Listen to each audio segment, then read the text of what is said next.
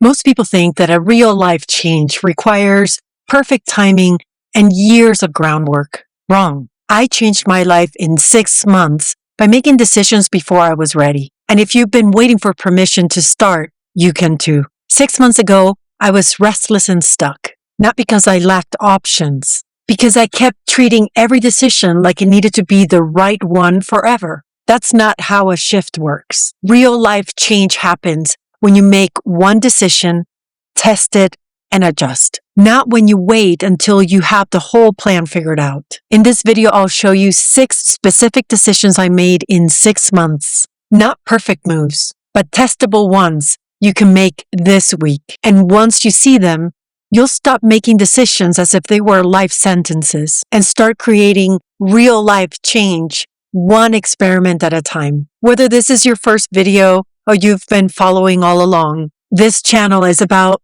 making clear decisions when effort stops working. No motivation, no fixing yourself, just recognizing patterns and clarifying what to do next. Let's get into it. Decision 1. I started a YouTube channel. Most people think that you need to be an expert before you can start teaching anything. You don't. I started this channel with no audience, no training whatsoever on how to start a YouTube channel, and no idea if a single person would care. You're watching this video right now.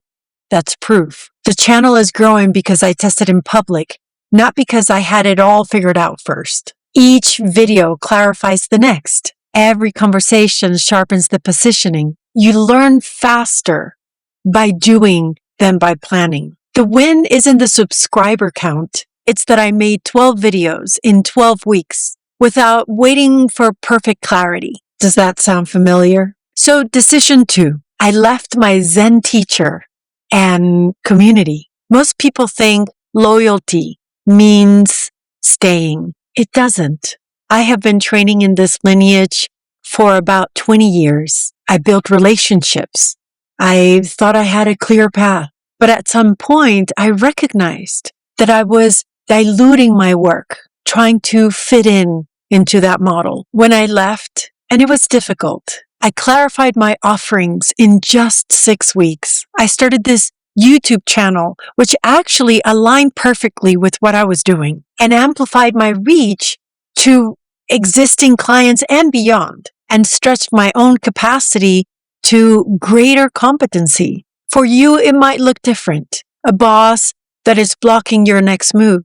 A mentor whose advice worked perfectly 5 years ago, but doesn't fit now. A project that has run too long and you're staying out of loyalty rather than results. The work that you need to do next might not fit the structure that you currently have. What got you here won't get you where you need to go, which leads us to decision number 3. After some time of struggling, my husband and I put a financial structure in place. Most people, and surprisingly couples, avoid financial conversations just because they don't know where to start.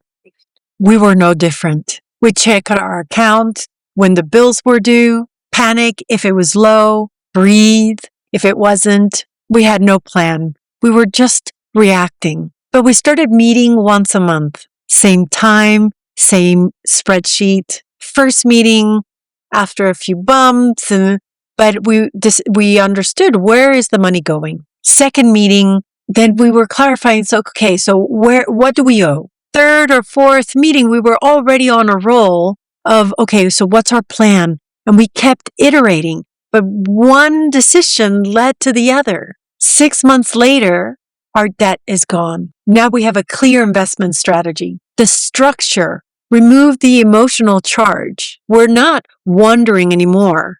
We're building. Money meetings, stake your ground, one decision at a time. And maybe for you, it looks different. Maybe it's not financial. Maybe it's another conversation, but think about it. What is one conversation that you're avoiding that if you created a structure around it and then just worked one decision at a time, not having the whole thing planned or organized, you might find your way through it. A quick note before we keep going. If you're finding this valuable, go ahead and like the video. It helps me know what's landing. Okay, decision 4. I built my own peer network. Most people wait to be invited into rooms they want access to. That's backwards. I started hosting monthly dinners and invited people I wanted to learn from. No agenda. Just, I'm gathering people doing interesting work. Do you want to join? 6 months in, I have access to conversations I couldn't buy my way into. Not because I networked harder, because I built the table instead of waiting for a seat. If you're waiting for someone to create what you want, you might wait forever. Build it. Invite people. That's how you get access. Decision 5. I adjusted my strategy when life gave me feedback. Most people think that pushing through is strength. It's stubbornness. Have you noticed this pattern? You prep for a meeting and the conversation goes in a different direction, but you force it back to your own agenda anyway. You pitch a project one way, client pushes back. You keep selling the same angle instead of pivoting. You hit a deadline and your team says they need more time. You push harder instead of adjusting the timeline. See, what's happening is that you're stuck in the plan instead of responding to what's really happening. I've done this for years, and especially with my body. I used to do CrossFit and injured myself. I trained for a half marathon and again injured myself. Same pattern, different injury. But now when I hear and I sense that my body wants to stop, I stop. When a client asks for something different, I listen and I test it instead of defending my original plan. When a meeting goes off script, I follow the energy instead of forcing my own outline. I'm not injured anymore.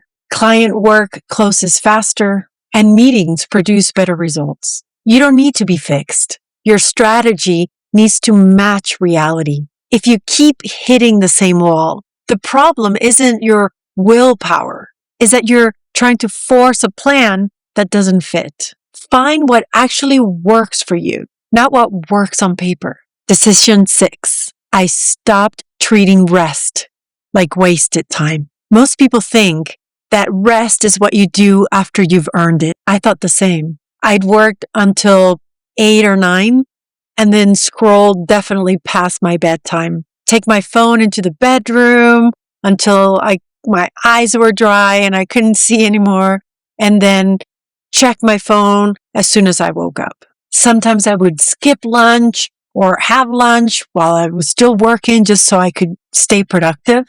And I would feel guilty whenever I would stop to read a book or literally just sit in the chair and pet my cat and watch out the window. But here's what changed. My phone now stays in the office at night, and I actually read physical books in bed. I pause between clients and meetings, even if it's a few seconds standing by the window and taking a deep breath.